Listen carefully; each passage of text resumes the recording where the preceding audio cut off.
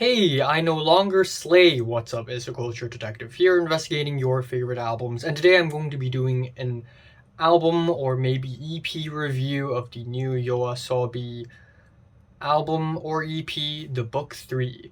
So, Yoasobi, aka Ikuta Ridas, aka Ikura, who is a singer as well as producer Ayase, is back with a new release, and that is the Book 3, which is part of the book series that they have been releasing since the beginning of their careers.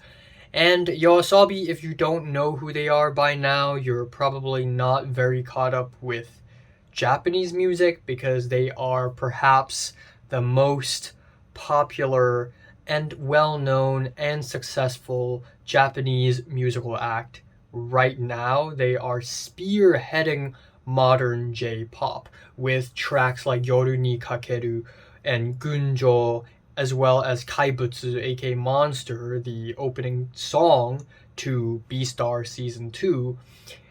And I love all of these tracks. I think they're all really amazing. I mean, sure, J-pop always has this clean and sterile vibe, and Yoasobi's music always follow the same silly, over-dramatic formula, at least for a lot of people.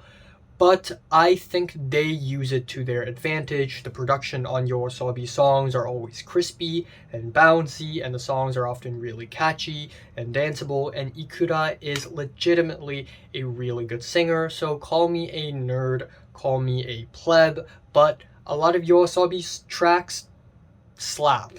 I enjoy listening to their music, and I know bad J-pop when I listen to bad J-pop, and their music is not bad at all.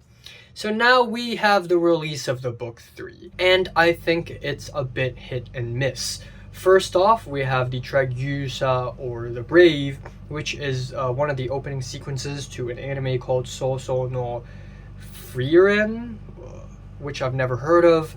We start off with some auto-tuned muffled vocals, some busy keyboards and sequence beats. It's very playful and it's very fun and it sounds nice, but then you hit the chorus with the epic choir vocals and nothing else, and the whole thing feels kind of faint and empty, and it just makes the track feel very incomplete. Following that, we have interlude Awakening, and a little bit later in the album we have interlude Worship, and both of these interludes are essentially both snippets or spin-offs from the Idol track, which I will talk about a little bit later in this video. Following that, we have Shukufuku, or Blessing, which is also an anime song. This anime is Mobile Suit Gundam, one of the Mobile Suit Gundam animes. Out of the thousands and thousands and millions of animes this franchise has released. And again, this track is a bit formulaic. It's just too jolly and punchy without much else to offer, in my opinion. And the chorus is this basic key change dance pop blast that Yoasobi is really well known for. So nothing that crazy. Following that, we have Umi no Mani Mani, which I guess if there's a way to translate it, it would be to follow the tides of the ocean or something. And this track is actually part of the series of songs that are based off of stories, based off of novels. It's an ongoing series that Yoasobi has been following already. And unfortunately, this track is not great as well, in my opinion. I think the instrumentals are kind of one note, kind of basic, despite the fact that the horn hits are pretty nice. And that's pretty much as far as the boring tracks go, because the rest of the release is actually not bad. We have Mista, which is also, it's important to note that literally every single goddamn song in this album is like a single or something. Like, Yoasobi is very much like a singles duo, like a singles group. They don't release deep cuts or anything like that. But anyways, Mista, if you have been paying attention to my YouTube channel last year, this song is one of my favorite songs of the year. It is, if I recall correctly, in the top freaking 10. I love this song so much. I listen to it a lot. It's one of my favorite singles last year, and definitely one of my favorite singles from them as well. And still, in the context of this album, it still sounds amazing. It's basically one continuous moving unit with jazzy pianos, dramatic horns, and busy beats. It's so catchy and fun and so cinematic as well. And while the chorus sort of follows the average Yoasobi formula, it's still very cathartic, making this track a total freaking banger. Speaking of bangers, the next track on this release is Idol, which is amazing as well. This is the OP for the very new anime Oshinoko, and it's already one of my favorite singles of the year. Ikura's rapping worked out really well. On paper it sounds silly because she is a singer with a high pitch, so the idea of her rapping seems very cringy, but no, it actually worked out. It actually fit the anime vibe. It's cheeky, it's sassy, and it just kind of works. And it's just the idea that a slice of life revenge thriller drama about mass media and the entertainment industry would have such a dramatic song. And I love the big descending choir vocals, the hand claps, the deconstructed trap beats. Yeah, they sound cliche to a small degree, but I think these theatricalities really work in the favor of how freaking dramatic the anime itself is, especially episode 1. If you haven't seen Oshinoko, please go ahead.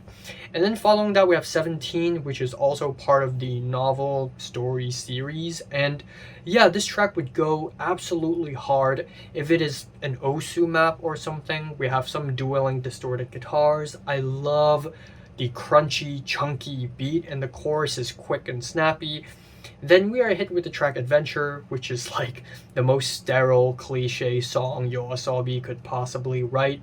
It's very blissful and modern. It's like a car commercial, but in Japan. Or maybe not a commercial. Not a car commercial specifically. Maybe it's like a commercial for, I don't know, a brand of potato chips. And somehow it's like, I can imagine all the white wallpaper and a mom and a very cute, her very cute son. They're all wearing white shirts around this very clean looking apartment. It's just one of those very stereotypical Japanese ads. But thankfully the release ends off with Skida, or I Like You, which is again part of the novel series. This is a sweet and, dare I say, Christmassy ending to the EP or album. We have acoustic guitars during the bridge, we have some bubbly sound effects to keep this track interesting, and overall it's a pretty solid ending. So yeah, this album started off kind of weak, but the bulk of the album still sounds really cool. I don't think this album is perfect by any means, but I do believe that there are some legitimately good singles. If anything, I wish they would be more versatile and they would be more creative next time, and they would try out something different. Maybe try out some jazz, maybe infuse J-pop with jazz, maybe infuse J-pop with metal. I mean, they have tried it with freaking hip-hop on Idol. Might as well try more genres. But yeah, I'm giving this Yoasobi whatever EP or album it is like a strong 6 to a light 7 out of 10. So have you listened to Yoasobi's The Book 3? Comments below, let me know. Subscribe if you want more, and thanks for watching.